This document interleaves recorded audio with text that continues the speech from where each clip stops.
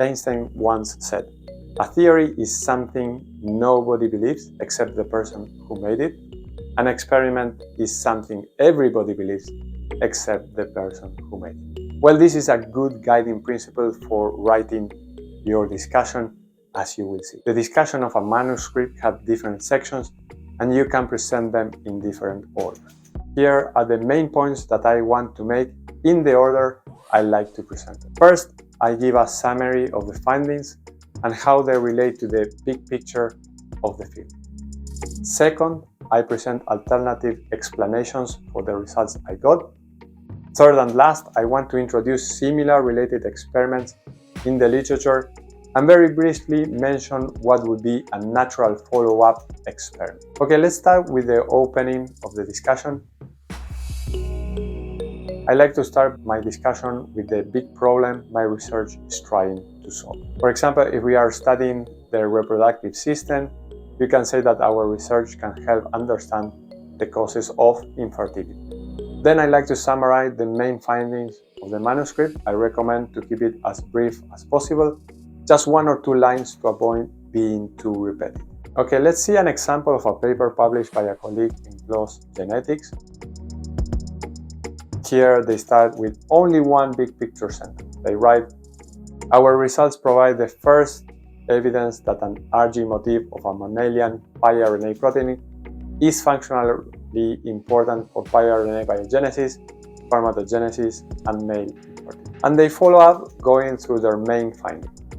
Importantly, the Miwi arcade mutant mouse model genetically decouples Miwi's function in LAN1 transposon silencing and its role in promoting spermiogenesis. So that's the first part, short and to the point. Now let's move to the next section where I like to cover alternative explanations for the results.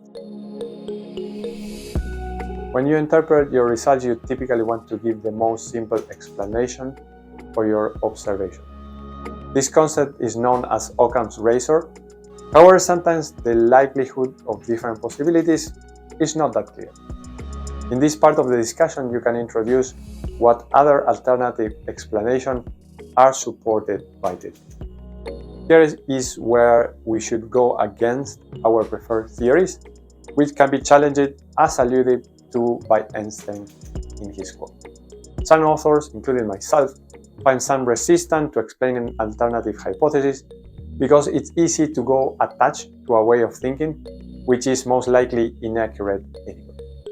To push against this resistance, some journals now even include a limitations of the study section where you are expected to give alternative explanation and better define the scope of your results. Let's see some alternative explanations given by the PLOS genetic paper. For example, the authors write, "The accessibility of Miwi-arcade to piRNA trimming complex can be explained by its residual weak interaction with TDRK or its direct association with the trimmer PNL-DC1. Alternative, other piRNA biogenesis factors may compensate for the recruitment of Miwi-arcade to the IMC or piRNA process." Readers want to hear about new hypotheses in the discussion, and I believe this should be mostly about the interpretation of the data and to a lesser extent about what is the next thing to do. Which brings us to the last section of the discussion, the follow-up. After going through your experiments, you want to discuss how your results relate to other results in the literature, if any, and what you could do next. In the lab, there are only a limited number of experiments that we can do. Our conclusions may apply to similar systems in which our hypothesis may or may not have been previously tested. First, I like to bring instances in which similar questions have been already tested in similar systems.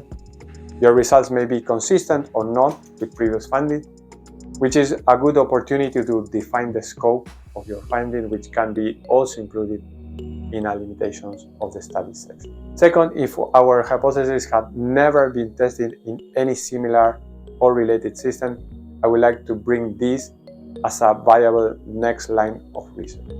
But remember that no one cares much about your next hypothesis or experiment, and if you speculate too much, you will lose the reader's attention, and at the same time, You must start biasing your future research.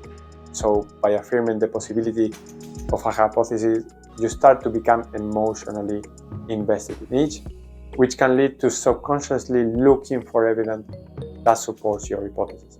In other words, you might fall into confirmation bias, and in the process you might misguide others. This is one reason for which reviewers have issues with figures showing proposed models, and although it's a good way of conveying in an easy manner what is the main message of your paper, as the saying goes, all models are wrong and some are useful, and the reviewers will likely point out to the wrong aspects. To avoid this tension between correctness and utility, journal editors came up with the idea of these graphical abstracts that you may see now everywhere. But know that graphical abstracts are not formally peer reviewed, so you are probably given more leeway than you would like. So model responsibly. Okay, before we finish, let's see some example of follow-up in the paper we were looking at. First, the authors say that a similar question have been answered in Drosophila with different results. They write, by replacing the 4 arginines in the N-terminal Rg motif to lysines, the RK mutant phylates show high embryonic lethality and transposon upregulation, but intact primary pRNA biogenesis. By contrast, here we demonstrate that the mouse MIWI N-terminal Rg motif is required for spermiogenesis by promoting pRNA biogenesis independent of line 1 silencing. And they are explicit about this difference. Our results highlight the functional heterogeneity of Rg motifs in different PIWI proteins across diverse species. And then they finish saying that their experiments can be naturally followed up to study other pRNA proteins. In mice, the function of the Rg motifs in MILI and MIWI2 to regulate pRNA biogenesis, spermatogenesis, and fertility requires further investigation. If you find this useful, you may want to check this playlist on how to write scientific manuscript. I cover how to write the intro, the results sections, how to make figures, and much more.